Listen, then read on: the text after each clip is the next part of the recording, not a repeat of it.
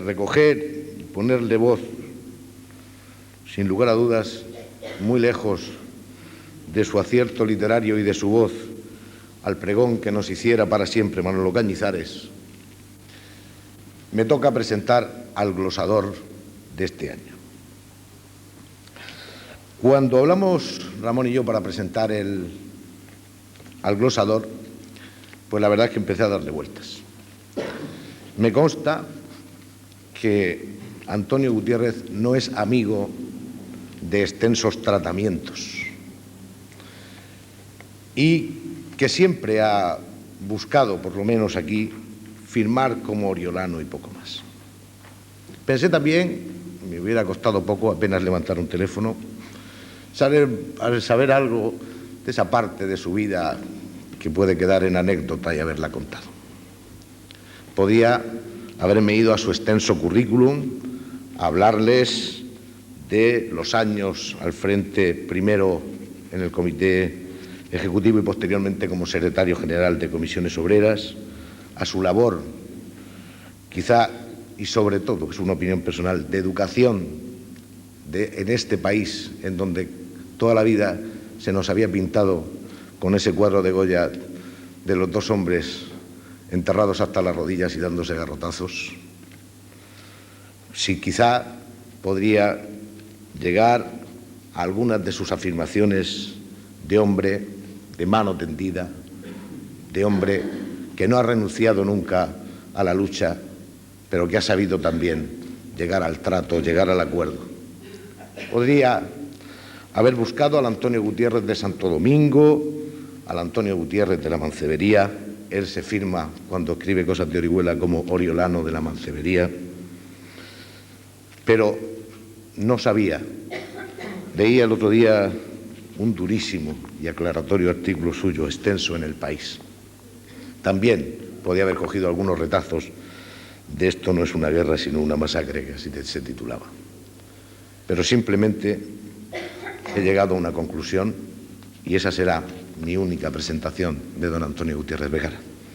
Hace unos días visitaba Orihuela el Premio Nobel Pérez Esquivel, Premio Nobel de la Paz y escultor.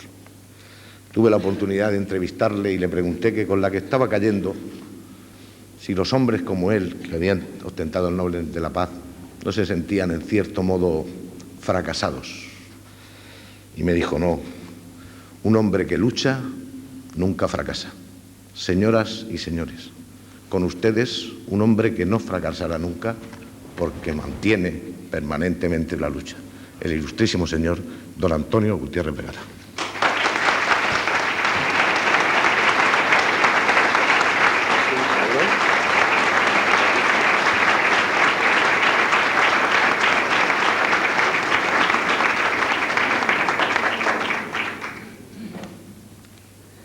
No estaba preparado, pero es verdad que yo autocensuro mi currículum para hacerlo cada vez más breve, ¿no? Porque me parece que lo que importa no es tanto los títulos y las cosas que cada cual se pueda colgar, sino cómo se relaciona con los demás en cada momento de su vida, ¿no? Bueno, pues de nuevo aquí, en Orihuela, y yo quisiera, en primer lugar, agradeceros a todos, queridos paisanos, amigos y amigas, que hayáis venido. Yo espero que cargaos un poco de paciencia y de generosidad para perdonar mis torpezas y las impertinencias que a lo mejor deslizo, ¿no? Por tanto, vaya en primer lugar mi saludo y mi gratitud hacia vosotros y hacia vosotras. Tras saludaros a vosotros y a vosotras, también agradezco, en segundo lugar, la presencia de las autoridades, pero no por hacerlas de menos, ¿no?, sino por el contrario. Las pongo en segundo lugar precisamente para resaltar la condición que más les dignifica, la de representar al muy digno pueblo de Orihuela en sus instituciones democráticas. Esa es una muy alta distinción que le otorgáis libremente los oriolanos y las oriolanas, ya que hace 26 años logramos entre todos que en España los mandatarios dejasen de ser prebostes que le caían encima al pueblo para sustituirlos por ciudadanos y ciudadanas legitimados en su autoridad por la voluntad popular, de la que dependen y a la que deben servir en el ejercicio temporal de sus funciones.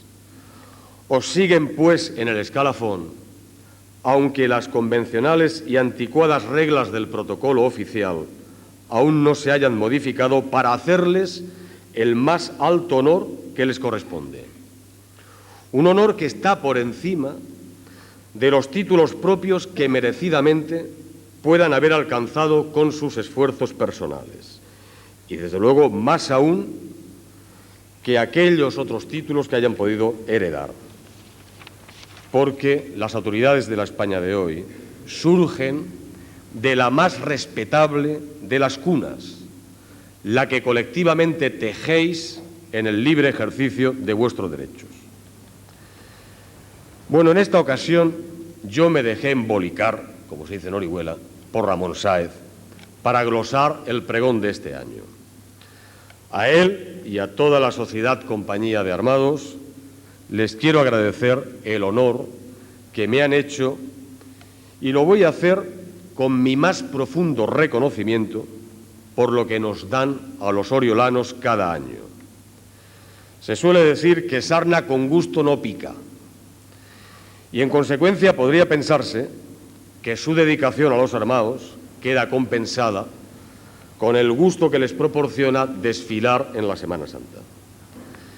Pero aunque la sarna buscada no pique, ocupa, vaya si ocupa, y además produce. Ellos se ocupan de preparar y organizar los desfiles con esfuerzos, con desvelos, durante todo el año. Llevan al límite su imaginación y la aplican con denuedo para ir superándose a sí mismos de un año a otro.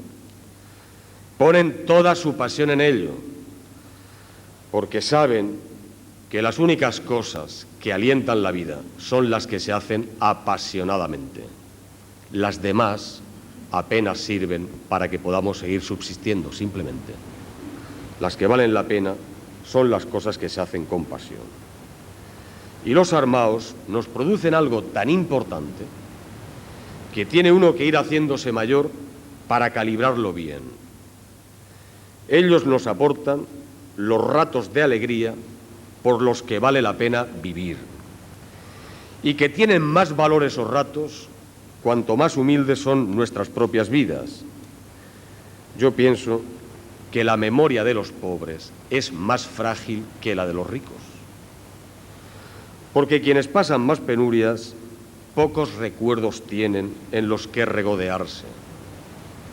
Ya tienen bastante con sus afanes acuciantes a diario para ir dejando atrás las angustias. Por eso, también los impulsos de los humildes son los que han sido siempre aquellos que han hecho avanzar a la humanidad. Impulsos individuales y colectivos para compartir saberes y riquezas.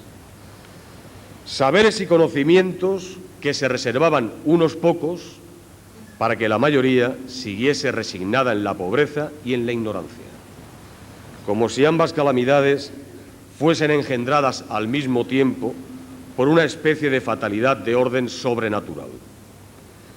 Pero es el empeño de los seres humanos por acceder a la cultura lo que ha ido ensanchando los confines de la libertad. Y esta, la libertad, la que les ha resuelto a luchar por la parte de las riquezas que justamente les pertenece por ser fruto de su trabajo. Y promover un reparto más equitativo también ha servido a su vez para ir mejorando la dignidad de la condición humana. Esas dos ansias convergentes han cristalizado en los grandes valores que marcan el progreso: la libertad, la justicia y la solidaridad. El sabio Caralampio lo escribió con jabón de afeitar en el escaparate de su barbería con otras palabras, por más breves, más brillantes que las mías, claro. Él escribió un día: quien se forma, elige. Quien se forma, elige. La cultura te hace libres, Yo creo que ese tal vez fuese el único de sus pensamientos que resumió con una consigna de izquierdas, aunque ni él mismo lo pretendiera.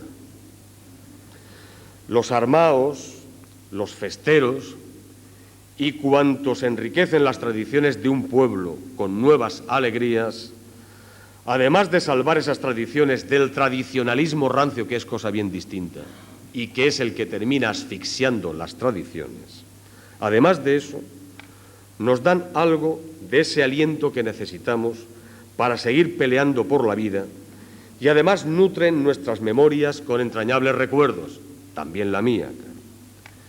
Yo no llegaba ni a Sagalico. Era un mañaco de 4 años cuando salí de Nazareno por primera vez de la mano de mi padre, Antoñico Facultades. Salí en la Cofradía del Prendimiento. Fue un lunes santo, un 4 de abril de 1955. Yo sé que es extraño que recordemos cosas a esa edad, pero tal vez no me haya pasado a mí solo, ¿no? A veces el alborozo que te producen algunos acontecimientos te los fija en la memoria cuando apenas tienes frente para albergar la memoria, ¿no? Son como pequeñas luces aisladas en ese limbo nebuloso que es la vida cuando se es tan pequeño y que solamente empiezas a ver las primeras estrellas cuando te pegan la primera pedrada. Después, con los años y los tropiezos de la vida, las estrellas que uno va viendo terminan dando para rellenar varios firmamentos, y si no, es que no has vivido. De aquel año yo solo recuerdo el lunes santo y un viaje posterior a Barcelona donde fui yo quien descalabró a un vecino de mis primos, en el barrio en el que vivían, con el hueso de un melocotón. Yo creo que se me veían las malas intenciones desde crío, porque para escalabrar con un hueso de melocotón ya hay que poner empeño, ¿no? Pero sinceramente os he de confesar que lo que más agradecería después, lo que cada día que pasa aún agradezco muchísimo más, no fue vestirme de nazareno, sino conocer a una persona también aquel mismo día. Y en otro acontecimiento que había tenido lugar unas horas antes de aquel lunes santo. Mi madre, yo la recuerdo que estaba en la cama, no se podía levantar, pero tan mandona como siempre fue, pidió un peine y fijador para el pelo. Con una mano me pringó el pelo con aquel potingue, me aplastó un remolino que nunca he podido doblegar. Yo ya tenía la vesta puesta y los nervios descompuestos por llegar a la procesión. Pero con la otra mano ella acurrucaba en su pecho a una muñeca con cabecica de garbanzo, con luciérnagas por ojos, y que tempranico sacaba la vaca de una vocación cantora que ha llevado toda su vida. Mi hermana Mari Carmen nació el mismo día que yo empecé a dar caramelos mientras luchaba contra los chorretes del fijapelo. A mí no me ciega la pasión de hermano, tampoco esta lamería, porque no he sabido practicarla nunca, ya que tuve la suerte de tener una abuela paterna, de la que aprendí que el cariño de verdad se falsea con las pamplinas. Pero créanme, ella es la mejor persona que he conocido a lo largo de mi vida. Y les puedo asegurar que, dados los avatares que he vivido por mi mala cabeza, he conocido a más gente de la que tal vez hubiera deseado conocer. Endebles y fugaces fueron, la verdad sea dicha, mis creencias religiosas, y pronto las sustituí por otras, basadas en valores, por cierto, no muy distintos tampoco a los que predicaba aquel idealista que murió crucificado. Pero mientras residí en Orihuela, aunque hubiera perdido eso que llaman la fe, no dejé ni un solo año de enfundarme en el traje del prendimiento y, cargado de caramelos, hacer el doblete, lunes y viernes y cada Semana Santa.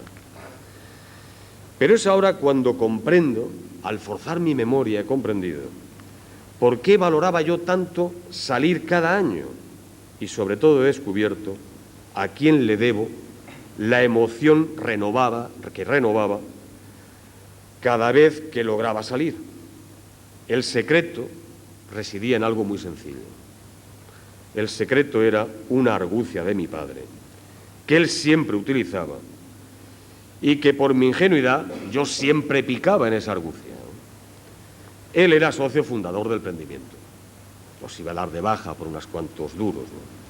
Pero, sin embargo, cuando él me pasó su vesta, que ya llevaba el pavo bordado en la capa, en el fajín llevaba la insignia de la cofradía, aguardaba hasta el último día del plazo para mandarme al taller de Bonet a pagar la cuota del año. Me hacía creer que era un extraordinario para la economía familiar, un gran sacrificio, sin que fuera del todo incierto, ¿no? Pero con ello, él me enseñaba a porfiar para lograr lo que más ansiaba. Y al no conseguirlo por fácil rutina, también aprendí a apreciar mejor cada logro que he ido obteniendo en la vida. Así que una vez que se despejaba la angustiosa incertidumbre, me empleaba más a fondo cada vez, ideando nuevos detalles para agradar a la gente y alguna que otra diablura para sorprender a las chicas que a mí me gustaban. En aquellas circunstancias, y siempre en vísperas de Semana Santa, porque como he dicho apuraba hasta el último minuto mi padre, desde luego no estaba Luis Bonet para entretener a chiquillos que como yo iban por el taller, en aquella replaceta de San Agustín, a husmearle entre los trajes de nazareno, las armaduras que colgaban, me acuerdo de unas barras que estaban combadas por las tantas perchas que sostenían, pero incluso aparentando timidez, yo me quedaba callado, haciendo como que esperaba para no importunarle con el motivo de mi visita, hasta que él levantaba sus gafas de la labor que tenía entre las rodillas, me extendía el recibo de la cuota y con viento fresco, ¿no? Qué pena no haberle podido pagar a plazos a aquel hombre, para haber tenido el pretexto de frecuentar su sastrería y quién sabe si ganándome su confianza hubiera llegado a dejarme poner, aunque solamente hubiera sido por un instante, ¿no?, uno de aquellos petos de tirilla que llevaban los armados. Yo ni siquiera aspiraba a aquellos de quilla que llaman, ¿no?, que llevaban los capitanes y tal. No, estos, los capitanes, los cargos, todos mis respetos, ¿no?, con sus plumajes, sus espadas, sus aparatosos cascos, ¿no?, a mí me impresionaban. Pero he de decir sinceramente que los que a mí realmente me gustaban eran los del pelotón de los torpes. Entre ellos desfilaban amigos míos y vecinos que estudiaban en el Instituto Laboral, que juntaban los duros que le pagaban en la Semana Santa para sufragarse el viaje de fin de curso, y aquello a mí me seducía, ¿no? También en el pelotón de los torpes estaba el Pitoto, con el que la gente se reía y del que algunos solo, sin gracia ninguna, se mofaban. Aquel hombre, con su boina asomando por el casco, un poco parrancano, argallao de esqueleto que era, nos daba todo cuanto tenía, que era su propia figura, y su ánimo desinhibido para que la procesión se nos hiciera menos pesada. Nos invitaba a lo único que nos podía invitar, a reírnos con él. Pero los que no le alcanzaban en su propia inteligencia eran los que se reían de él. La timidez, que confieso que al menos en mi caso, casi siempre es una careta de una cierta mezquindad, me hacía preferir el capuchón que me ocultaba la cara al casco que te la dejaba al descubierto. Aunque yo no podía salir en los armados, porque también tengo una seria limitación, como una pequeña enfermedad, que me habría impedido desfilar con los romanos, ¿no? Yo habría descompuesto las filas porque nunca se me ha dado muy bien eso de marcar el paso.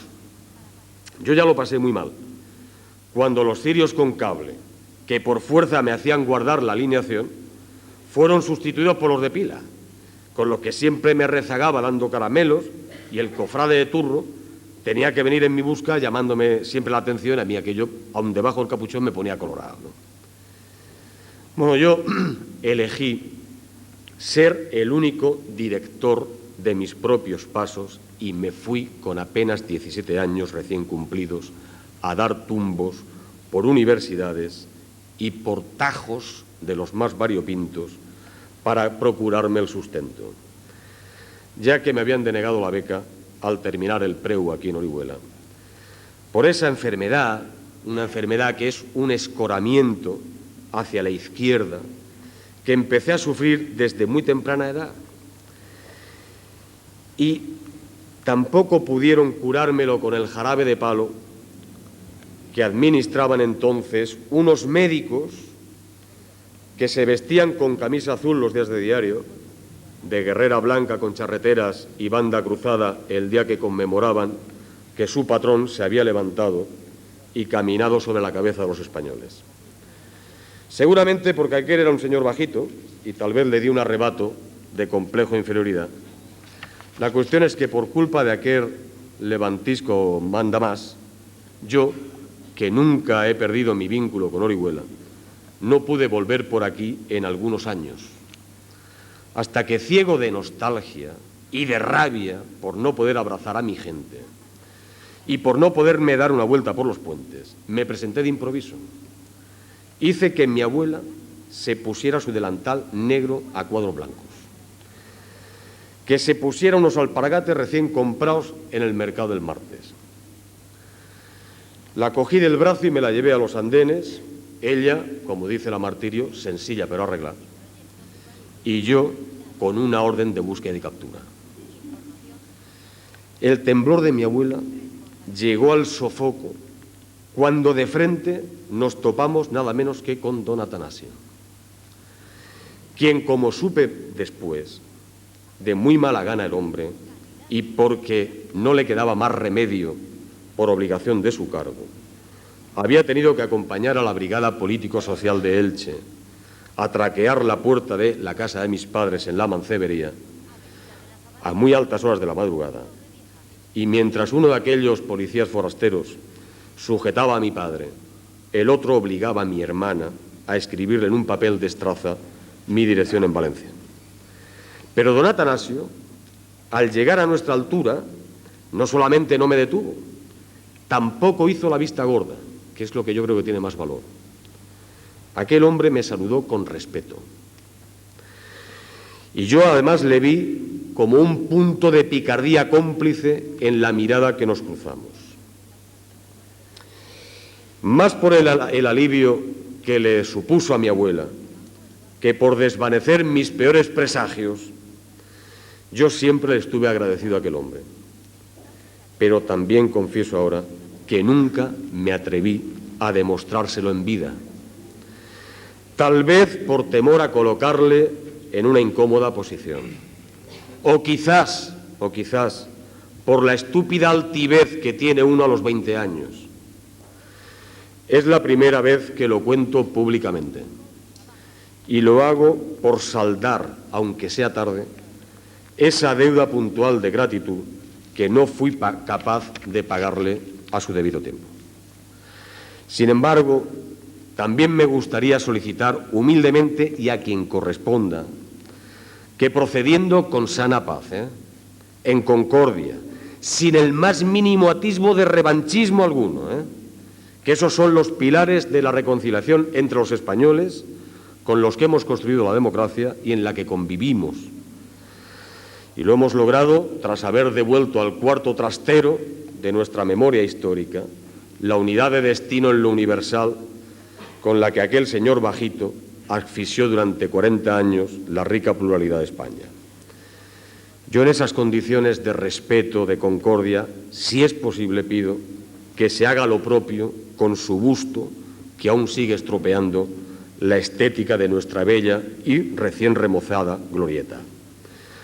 Así ganará en armonía, una armonía más apropiada para una glorieta, que es la que puede surgir de la fusión entre las magnolias y la poesía. La poesía simbolizada en la figura de nuestro poeta Miguel Hernández de cuya muerte, injustificablemente propiciada, se cumple el 61 aniversario en estos días. Él sí que nos representa a todos los oriolanos, porque para unos dejó escritas las más bellas elegías y autos sacramentales, para otros sus vientos del pueblo, y para los que admiramos la cultura y el arte por encima de matices ideológicos, tanto la una como la otra parte de su gran obra poética. Pero incluso por encima de esa particular alergia mía al citado monumento, yo no he dejado de admirar a Orihuela y espero admirarla aún más a partir de ahora, que es la luz de las imágenes. Aunque para mí las imágenes más principales de cualquier lugar son las que dan sus propias gentes. Yo no soy nacionalista porque amo demasiado a mi país para ser nacionalista. Eso ya se lo espetó Albert Camus a un supuesto amigo nazi alemán en unas cartas que le dirigió durante la propia Segunda Guerra Mundial. No soy nacionalista y además deploro a los nacionalismos que anteponen territorio, lengua y raza a los hombres y mujeres que viven y trabajan compartiendo un mismo espacio y entrelazando sus propios afanes. Son las personas las que dan sentido a las naciones, aunque procedan de distintos lugares, tengan pigmentaciones diferentes en su piel o hablen con diversos acentos. Por eso yo no me voy a detener más en cantar las excelencias de nuestra patria chica, sino que deseo continuar zurciendo el roto de gratitud que os debo por tantos años de ausencia. Aunque lo hago sin pazguatería y sin elogios grandilocuentes hacia vosotros y vosotras. Yo os quiero como sois, como somos los oriolanos, con nuestros defectos, que son muchos porque somos un viejo pueblo, que no es lo mismo que ser un pueblo de viejos, También con nuestras virtudes, que no son pocas, y seguramente por la misma razón de nuestra antigüedad. Una antigüedad que nos ha hecho echar costras, es verdad, que también ha hecho que se nos retuerza el colmillo. Pero tenemos virtudes por viejos, como respondía la señora Marita, mi madre, cuando alguien la llamaba vieja, que decía, más vieja es la sierra y echa flores. La verdad es que me lo estáis poniendo muy difícil en los últimos años. Me habéis dado muchísimo más de cuanto yo puedo devolveros, y el debe de mi cuenta con vosotros no hace más que crecer y crecer. Yo estoy adquiriendo ya un complejo, pero es el mejor complejo que estoy llevando en estos años de mi vida, en esta etapa de mi vida, y es la de tener la sensación de haberme convertido en Antoñito el pregonero. En 10 años aproximadamente me habéis distinguido haciéndome pregonero de los moros y cristianos, síndico y ahora glosador del pregón de los armados. Este es un grandísimo honor que todavía me ha abrumado más cuando he repasado la lista que me mandó Ramón de las personalidades tan relevantes que me han precedido en la glosa del pregón de los armados. Yo a todas ellas las respeto por igual, pero solamente quisiera destacar a una de ellas para honrar su memoria. Es don Luis Carandel. Él fue un gran maestro, tanto en su oficio de escritor como en general maestro en la vida. Mirad, los mejores maestros son los que combinan sabiduría y humildad, porque esos son los que te enseñan, sin dejar que te sientas como un alumno atribulado por la jerarquía del enseñante. Yo también fui amigo suyo, pero sin embargo le frecuenté menos de lo que ya hubiera deseado, porque me perdí lo mucho que de él podría haber aprendido. Pero por lo menos tuve la enorme dicha de compartir un arroz y mondongo en la casa de otro genial y entrañable oriolano que es Alfonso Ortuño. Con los pinceles y los lienzos de su estudio que están al lado del comedor de su casa, dimos buena cuenta de aquel arroz meloso que le salió muy bien, que lo había hecho con mucho esmero pero el secreto estaba en la materia prima que se la había hecho llevar desde Orihuela a Madrid. Corría el año 1991, celebrabais el centenario de la fundación de la Centuria Romana, cuando don Luis os glosó aquel pregón en verso, y Alfonso, por cierto, fue el presentador. Pero justo aquel año, y por las mismas fechas, corría también la sangre en el Golfo Pérsico, como ahora, que de nuevo coincide con vuestra proclama de paz anual, con esa otra guerra que se da en el mismo lugar. Aunque es justo la contraria a la historia que representáis los armados en Orihuela, aunque para eso tuvieseis que violentar la historia oficial. Las legiones de un imperio que arrasaba a cuantos se le resistían se tornaron en Orihuela en guardianes del que se atrevió a oponer la palabra a la espada. Dicen que la historia la escriben los vencedores, pero las leyendas las forjan los pueblos. Vuestra leyenda, la de los armados, que ha forjado el pueblo de Orihuela, es la que ha terminado haciendo historia en Orihuela y más allá. La lástima es que aún no haya llegado a los cuarteles generales de los ejércitos más fuertes del mundo. De todas formas, este año volveréis a desfilar, cerrando las procesiones, y encarnaréis, como nadie, de nuevo el mensaje de paz que el mundo está reclamando, aunque no necesitéis poneros ni pegatinas ni llevar pancartas contra la guerra. A mí solamente me queda pedirle a los paisanos, a los forasteros que vengan a visitarnos, que se queden hasta que pase el último de los armados, si de verdad se quieren enterar bien de lo que es la Semana Santa de Orihuela. Ellos, los armados, que a mí siempre me molestaba que empezaba a levantarse la gente de las sillas cuando llegaban los armados, sin embargo son como los títulos de crédito de las buenas películas. Los que se levantan cuando empiezan a salir las letras no se enteran de buena parte de lo que ha sido la película. No se enteran de qué actores hacían de malos o de buenos, dónde se rodaron las escenas que más les han emocionado, a quiénes se debe el vestuario de esas actrices que las lucían y que durante hora y media te han estado robando el corazón. Tampoco saben quién es el que ha arriesgado sus saberes para poder producir la película, ni quién ha puesto todo su buen hacer en dirigirla. Los armados son finalmente el nexo, el que liga la mística vestida de rasos multicolores y la pagana alegría que siempre llega nada más terminar cada procesión.